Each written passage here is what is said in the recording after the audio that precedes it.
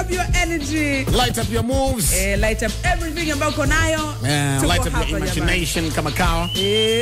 Bana, nilikuwa natamani kuweza kuuliza kabla sijatoa hii kodi. Uliza. Kwamba sheria yetu ya Tanzania ili uweze kuingia bungeni inakutaka ujue kusoma na kuandika tu pekee. Sahihi. Kabisa. Kwa hiyo ukijua kusoma, ukajua na kuandika, wewe ruksa kuweza kugombea jimbo lolote kwa tiketi ya chama chochote, si ndio?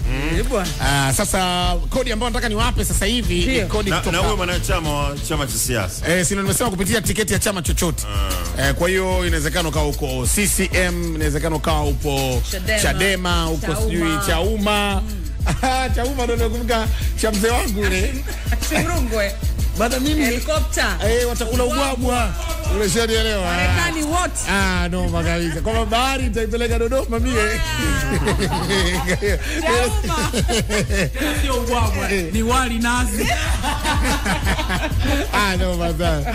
Hatari sana. Hicho kizuri sana. Tembeza sosi safi.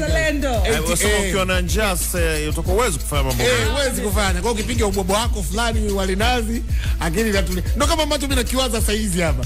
Kwamba wewe tonge nyama. Unanielewa? Sasa nataka niwape kodi kutoka +255 Tanzania, na nimeiona kwenye page ya Instagram ya Harmonize kupitia Insta story. Nikasema sawa, haina shida. Harmonize ametoa kodi kwa watu wake wa nyumbani, tena nyumbani kwao kule Tandahimba alikozaliwa. Harmonize ametoa kodi kupitia mtandao wake wa Instagram kwamba mwaka huu hivi uchaguzi ndio mwaka wa kuforce sasa. Kwa hiyo mwaka huu, kwa sababu ni naambiwa kampeni zitaanza mwezi wa 7, then uchaguzi utakuwa Oktoba. Unanielewa? Ambapo mwaka huu kama taifa tunategemea kufanya uchaguzi wa madiwani, wa bunge na rais. Mwaka huu unakimbia mwata hatari. Sasa nasema kwamba Harmonize amesema mwaka huu atagombea nafasi ya ubunge kwa ajili ya kuwawakilisha watu wa Tandahimba pale bungeni. Na Harmonize anaenda. Kwa hiyo inawezekana tuko bungeni, ukabana Mheshimiwa Konde Boy pale unachangia vipi kusema hapa atakuwa anaenda Rajabu. Anaenda kama Rajabu. Sasa mbona Mwanaifensi alisajili jina lake? Sasa hajasajili. Akilisajili nasema. Hiyo haki. Tunaondoka. Ndio. Akifika bwana changia kuhusiana na budget. Ndio. Yao. Bombo. Mheshimiwa, inawezekana kwa mtu kapiga sarcasm mule ka. Vinafanyika hivyo. Lazima. Juu ya meza pale binuka. Kama hivi tumepitia mambo mengi. Alikuwa anaomba nini? Barabara. Aliomba sana kumuelewa. Karibu Bongo. Au nipige sarakasi binuka. Ni hatari sana. Sasa Harmonize pia ameendelea kuwatoa watu wake wasiwasi na mashabiki zake wa muziki, kwa sababu anasema akiingia bungeni anakuambia ni unyamwezi utakuwa mwingi. Umeelewa bwana? Kwa sababu atakuwa anatoa magoma mfululu na bado kwenye baada anachangia. Kwa hiyo nyinyi mtulie. Inawezekana kabisa, kwa sababu tumeona wasanii wakiwa mule ndani kama wabunge. Sema kuna protocol fulani lazima atakuwa anaenda nazo. Wewe tena kuingia mule ndani na mahereni na manini. Astakiwe. Basi vizuri. Ulikuwa unazungumzia kuhusu kushiriki ama kutaka kugombea ubunge. Nimeona baadhi ya sifa hapa zimewekwa za mgombea ubunge katika katiba. Sasa kikatiba wanasema kwa mujibu wa ibara ya 67 sehemu ya kwanza, mtu atastahili kuchaguliwa kuwa mbunge iwapo ni raia wa Tanzania mwenye umri wa miaka 21 au zaidi. Hivi kumedi 21 mbona sabaza msinakuwezi utaki tu. Kama inakuhitaji kakaangu. Kumbe tunaondoka kabisa. 21 na kuendelea. Awe anajua kusoma na kuandika kwa Kiswahili na Kiingereza. Awe mwanachama na mgombea aliyependekezwa na chama cha siasa chenye usajili kamili. Pia awe hajatiwa hatiani na mahakama yoyote kwa kosa la kukwepa kulipa kodi katika kipindi cha miaka 5 kabla ya tarehe ya uchaguzi. Lakini pia kuna kipengele muhimu sana cha afya ya akili. Yuko sawa? Yuko timamu? Anasema kwenye hilo la kusoma na kuandika wameweka Kiswahili na Kiingereza.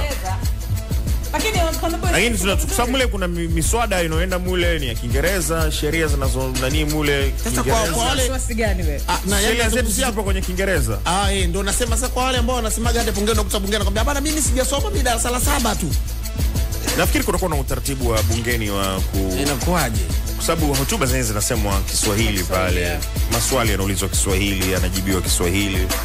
Imewekwa tu hiyo Kiingereza kwa sababu kuna zile kamati zinateuliwa za bunge, zinafanya shughuli mbalimbali, zinasafiri kwenda nchi tofauti kufuatilia baadhi ya mambo na nini. Sasa ikiwa hata Kiingereza chenyewe hujui, wewe natandaimba tu kidogo.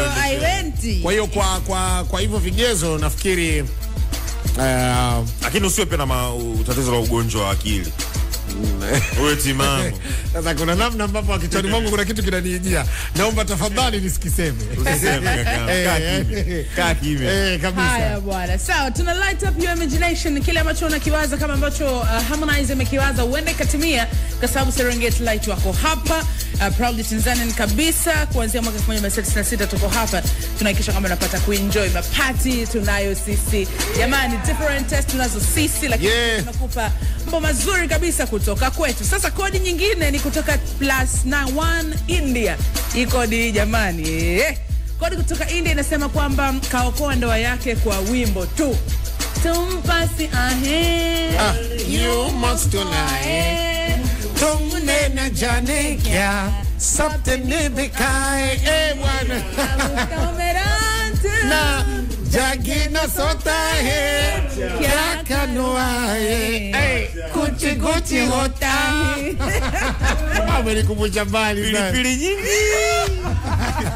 Sasa unaambiwa katikati ya mwezi wa 5 kuna jamaa mmoja kutoka India alizingua kwa mke wake hadi kafikia pointi mke wake akataka talaka. Unaambiwa siku ya kupeana talaka wakiwa kituo cha polisi, wakati mke wake anataka kusaini ili waachane, jamaa alianza kumwimbia mke wake wimbo wa mahaba. Mwisho wa siku mke wake akalainika na kumkumbatia, akaachana mambo ya talaka bila kutumia nguvu nyingi. Unasumbua maskani, mahakama unaisumbua. Yaani mmekuja yaani nyewe mmetoka nyumbani, mmekuja mahakamani baada ya kupeana talaka. Mkarudi kwenye mahaba. Kwa hivi alia bichora.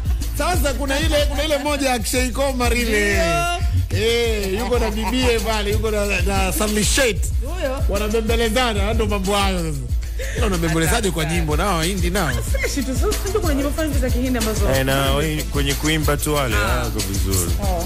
Mama turudi nyumbani. Haya, sawa, mimi ninayo code kutokea +1 Marekani. Inasema kwamba hii ni code kutoka Marekani, inasema wimbo wa Blinding Lights wa msanii The Weeknd ndio wimbo unaoshika rekodi ya kuwa wimbo wenye stream nyingi zaidi kuliko wimbo wowote pale Marekani kupitia platform kama Spotify, Apple Music, YouTube na nyinginezo. Hadi muda huu Blinding Lights ina stream bilioni 4 kwenye platform ya Spotify na imechezwa wanasema imechezwa zaidi ya mara bilioni 5 kwenye Apple Music. Noma sana. The Weeknd mtu mbaya sana. Na goma lake na Bruno Mars, right? Bonge moja ya joint. Lakini The Weeknd kwenye swala pia la kuperform ni mnyama. Ana hatari sana. Kwa anastahili hii record. Of course. Crown Media. Hapa ni nyumbani.